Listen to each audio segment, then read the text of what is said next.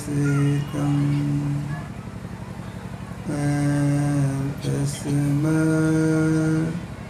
श्री गुरुवे नमः। नमो नमो सद्गुरु नमो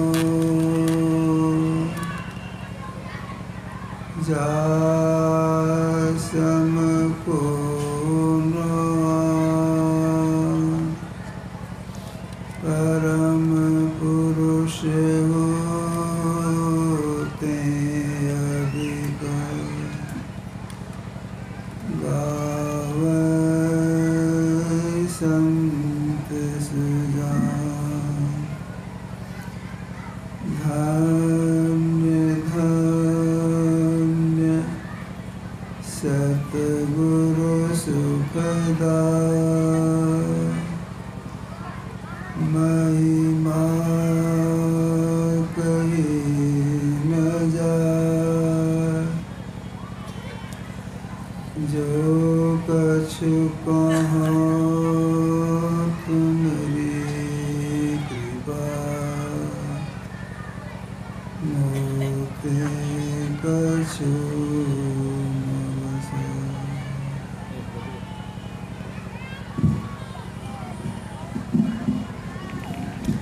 सम्माननीय साधु समाज, धर्म प्रेमी सज्जनों, माताओं एवं भाइयों, जब तक सत्संग होता रहे बिल्कुल शांत भाव से बैठे रहना चाहिए, हलचल नहीं करना चाहिए। मंच के पीछे में कुछ बच्चे लोग शोरगुल मचा रहे हैं। कोई बड़े आदमी जाए और बच्चों को शांत से बैठा दे अथवा वहाँ से हटा दे।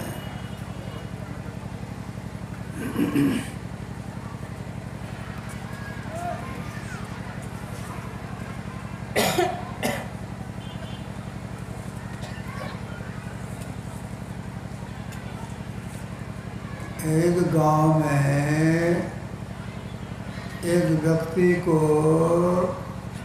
लोग कहते थे गंगा भक्त। नाम उनका दूसरा ही था, लेकिन उनको लोग कहने लगे थे गंगा भक्त। गंगा भक्त इसलिए कहते थे कि प्रतिदिन गंगा में स्नान करते थे। भाजरा कम कर दीजिए, वॉइस कम करिए। जब तक गंगा में स्नान नहीं करते थे कुछ खाते नहीं थे। इतना ही नहीं, जो गंगा में स्नान करते थे उनके हाथ का बना भोजन करते थे, कब दूसरे का नहीं। इसलिए लोगों कहने लगे थे गंगा भक्त। बेचारे अति वृद्ध हो गए, लेकिन अपना नियम ये तोड़े नहीं। एक दिन वे गए गंगा स्नान करने, गंगा स्नान किए, विश्राम भी किए। इसके बाद घर की ओर अब चले। किनारे से आगे बढ़े, अति वृद्ध होने के कारण उनको दिग्भ्रम लग गया। जिधर उनका घर था उधर नहीं जा करके दूसरी ओर जाने लग गए। ऐसा होता है, सूर्य उगता है पूरब तो लगता है पश्चिम होगा है। जरा दिग्भ्रम लग गया, विपरीत दिशा में चल दिए। चलते चलते शाम हो गई, घर नहीं पहुंचे। अरे किधर आ गया, इतना देर चले, घर नहीं पहुँचे, गांव घर भी नहीं है, अंधेरा भी हो रहा है, कहाँ जाए। संजोग से एक झोपड़ी दिखाई दिया, अब यहीं ठहर जाते हैं। गए झोपड़ी के पास, वहाँ एक साधु बाबा बैठे थे, जाके प्रणाम किए, कहा बाबा हम रात यहीं ठहरेंगे, बाजरा कम कर दीजिए, ठहर जा। रात में वहीं विश्राम किए। सवेरा हुआ, कहा बाबा हमारा घर फलाने गांव में है। मन में होता पहले घर पर जाएं, इसके बाद खाने को सामान ले लेंगे, फिर आएंगे गंगा स्नान करने के लिए। कौन सा रास्ता सीधा गया है? अब देखो जी, हमको मालूम नहीं है उस गांव में कैसे जाया जाता है, रास्ता हम कैसे बतावेंगे। ये व्यक्ति सोचते बाबा नहीं गए, हम रास्ता कैसे बतावेंगे। अच्छा बाबा, गंगा किनारे जाने कौन सा सीधा रास्ता होगा? पहले गंगा स्नान कर लेंगे, इसके बाद घर चले जाएंगे। देखिए युवा रास्ता को मालूम नहीं है, रास्ता को मालूम नहीं है,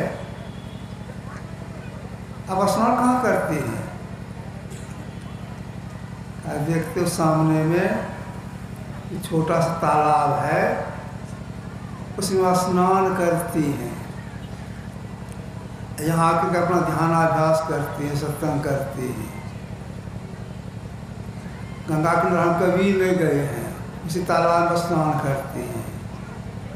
गंगा स्नान नहीं करती हैं, गंगा स्नान नहीं करते हैं, तालाब में स्नान करते हैं। अच्छा साहेब बन गए, चल दिए। चलते जब तालाब के आसपास पहुँचे तो देखते क्या है, गंगा भक्त गंगा किनारे से 3 बिल्कुल काली गाय आ रही है, बिल्कुल काली। जब तक वे पहुँचते हैं तालाब किनारे गंगा भक्त, तो गाय भी वहाँ पहुँच गई, तीनों गाय। गंगा भक्त के आगे से निकली, तालाब में घुसी, तालाब घुस के फिर तुरंत निकल गई। गंगा भक्त देख रहे हैं, निकली तुरंत घुसी, निकल गई। तो निकली कैसे? बिल्कुल सफेद होकर के, उजली। अरे स्वप्न तो नहीं है? गंगा भक्त सोचते हैं स्वप्न तो है नहीं। अब तुरंत मैंने इस आँख से देखा, ये तीनों काली गाय थी, तालाब पानी में घुसी और निकली सफेद होकर के।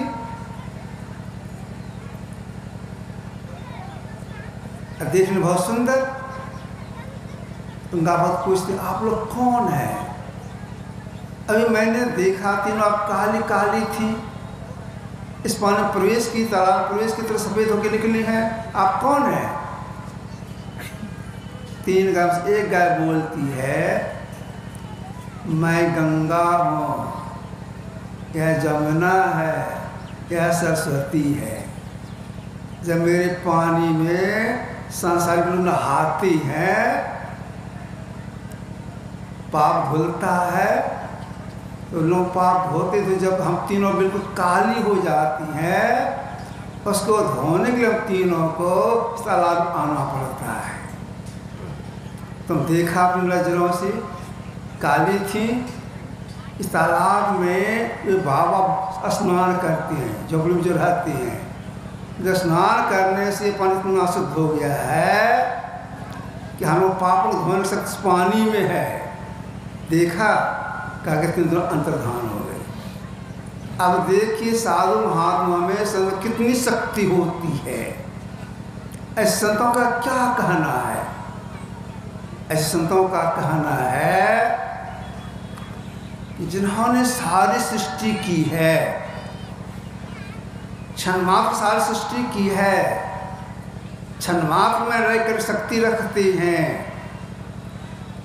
अभी हम लोगों ने सिद्धांत पाठ किए हैं, ये प्रकृति द्वय उत्पत्ति लय हवे प्रभु की मौज से, ये अजा अनादा स्वयं हरिज करना चाहिए। इसकी शक्ति से क्षणमात्र उत्पत्ति होती है, सृष्टि की लय होती है। अगर उनका कोई साक्षात्कार करना चाहती हैं, सबसे पहले क्या करना होगा? ऐसे महापुरुषों को कहना है, सबसे पहले उन्हें बुद्धि जो करना होगा।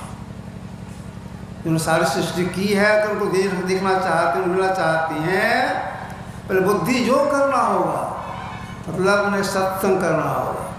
क्यों कहा सत्संग करना होगा? देखिए, सत्संग करने का जो संस्कार पड़ता है, अध्ययन संस्कार पड़ जाता है, वह संस्कार जीव को मुझा के छोड़ता है। इसीलिए महापुरुषों का पहले संतों को संग कीजिए। थोड़े काल का सत्संग का प्रभाव, महापुरुषों संग का प्रभाव जीव को मुक्ति दिला के छोड़ता है। एक उच्च कोट के महापुरुष हो गए शंकराचार्य, जिनको कहा जाता है आदि शंकराचार्य। इन्होंने कहा है संसार में लोगों से, नलनी दलगत जलमति तरलम तद्वत् जीवन मति सह चपलम क्षणमय सज्जन संगतिरिका भवति भवानवतरणे डौका। क्षणमय सज्जन संगतिरिका भवति भवानवतरणे डौका। क्षणभर सत्संगी का प्रभाव, क्षणभर सत्संग का प्रभाव जो है मुक्ति दिला के छोड़ता है। इसलिए महापुरुष वाणी को मान करके सब किसी को यह चाहिए संतों का महापुरुष को संग करें। जारंग धियो हरति सिंचति वाच सत्तं मानुति पापम पाकरोति चेत प्रदिक्षितनोति कीर्ति सत्संगति कथ्य किन करोति पुंसाम। भर्तृहरि का वचन है, सज्जनों की संगति बुद्धि जड़ता को नाश करती है, वाणी को सत्य से सींचती है, मान को वृत्ति करती है, दिशा में कीर्ति फैलाती है, चित्त प्रसन्न करती है, पापों को नष्ट करती है। कई मनुष्य क्या नहीं करती है, सब कुछ करती है। सब कुछ में सबसे बड़ा बंधन आसक्ति, आसक्ति का नाश करते है सत्संगति। इसलिए महापुरुषों ने कहा पहले संतों को संगति कीजिए, आसक्ति का नाश हो जाएगा, तो यह लोग परलोक दोनों बन जाएगा। देखिए, जो महापुरुषों का संग कर थोड़ी काल संग करती हैं, जीव की बुद्धि परमात्मा श्री चरण में लग जाती है। यही बात राजा मुचकुंद ने भगवान कृष्ण से कहा था, भावापवर्गो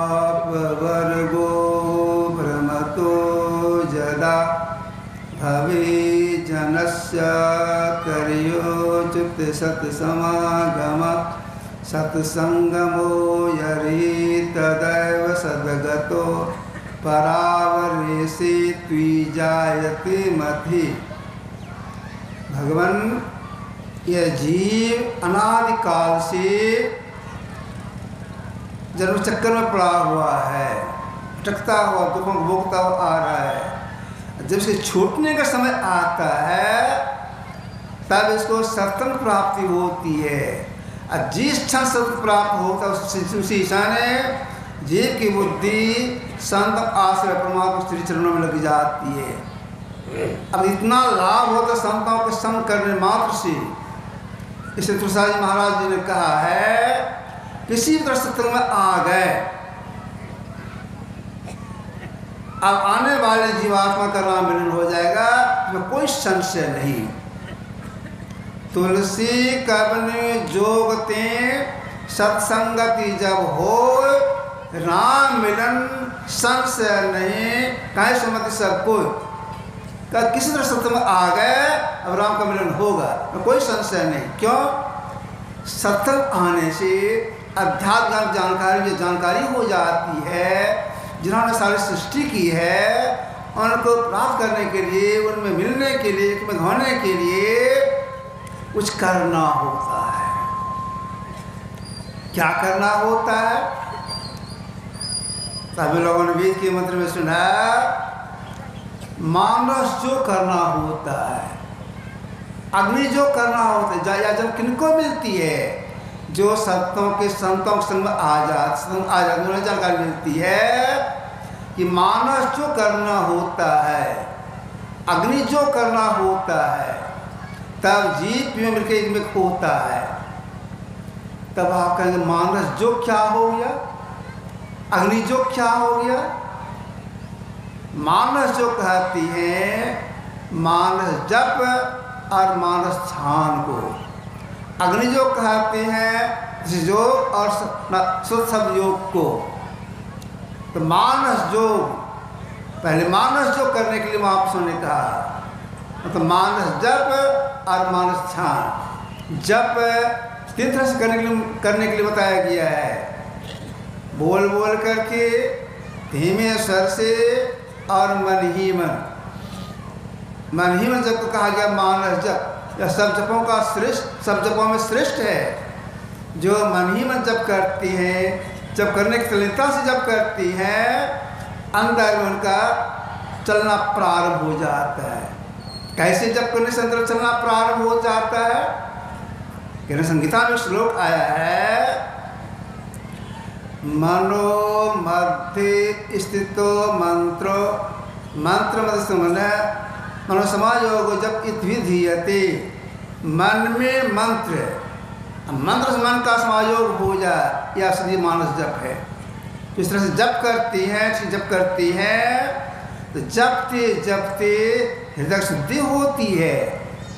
इतनी हृदय शुद्धि हो जाती है, जो नाम जपा जाता है, नाम समझ रूप उनके हृदय में प्रकट हो जाती है। अगर कोई जन्मांध है, कोई जप करेंगे, तो जपते जपते जो मंत्र जपा जाएगा, नाम स्वरूप के सामने में, उनके हृदय में, भीतर में प्रकट हो जाएंगे। अगर शिव मंत्र जपेंगे, वहाँ शिव आके दर्शन देंगे। गुरु मंत्र जपेंगे, गुरु आके दर्शन देंगे। क्यों? देख रूप नाम अधीना, रूप नाम का अधीन में है। तो हम लोगों के नाम का जप करना चाहिए। देखिए, एक नाम का जप, एक रूप का ध्यान, ये तो होगा स्थूल उपासना। मानस के अंतर में मानस ध्यान हो गया। इसके बाद अग्नि योग में योग सत्संग साधना है। अग्नि योग में क्या करने के लिए कहा गया? पहले ये जो हम लोग 2 आँखें हैं, और दोनों आँखों से दृष्टि निकल रही है, समझ रेखा निकल रही है, अगर एक कर लेंगे, जोड़ लेंगे, सटा देंगे, तो परिणाम क्या होगा इसका? 2 रेखाओं के मिलकर बिंदु कहती हैं, अंदर बिंदु का उदय हो जाएगा। और जो अपने अंदर बिंदु को देख लेती हैं, लाभ क्या होता है? संत भरोसा के वाणी में है, बिंद में तनाद बोले रन दिवस हावनम। बिंद में तनाद बोले, नाद शब्द, कौन शब्द? अनाहत शब्द। जो शब्द एक करके तो अपने अंदर अनाहत शब्द को सुनते हैं, अब उसी अनाहत शब्दों में एक शब्द की खोज करने के लिए प्रयास किया जाता है। यह नादोसंधान। अनाहत शब्द, एक शब्द की खोज। किस शब्द की खोज? साधो शब्द साधना कीजिए, जे सबसे प्रकट है सब, सही शब्द खा लीजिए। जो शास्त्र शब्द की खोज, और शब्द की खोज हो जाती है, पकड़ हो जाती है, इसका परिणाम क्या निकलता है? शब्द खोज मन बस कराए। सत जो है ये सत समझ सारा यह तो झूठी दे। जिस शब्द की प्राप्ति होती है, मन बस में हो जाता है, वो जीव की आत्मा खुल जाती है। उस आत्मा से जीवात्मा अपना पहचान कर लेता है। पहले आत्म आपको आप ही जाने, जो अपने से पहचान कर लेता है, जिन्होंने सारी सृष्टि की उनका साक्षात्कार होता है, तो परम कल्याण हो जाता है। यह जानकारी कहाँ मिलती है? यह जानकारी इसी सत्संग प्राप्त होता है, करने के परिणाम सत्संग से प्राप्त होता है। इसलिए सब सत्संग आना चाहिए जानकारी के लिए और प्रेरणा के लिए। आपसे वहाँ थोड़ा सा रखा, देखिए कार्यक्रम है उद्घाटन का, उसमें भी समय लगेगा और दैनिक कार्य भी है। श्री सद्गुरु महाराज की जय। आगे सूचना को सुनेंगे।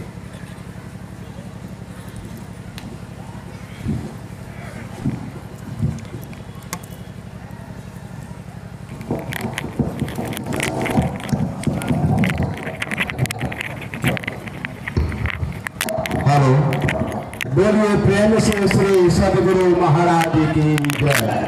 श्री सद्गुरु महाराज की जय। श्री सद्गुरु महाराज की जय। अभी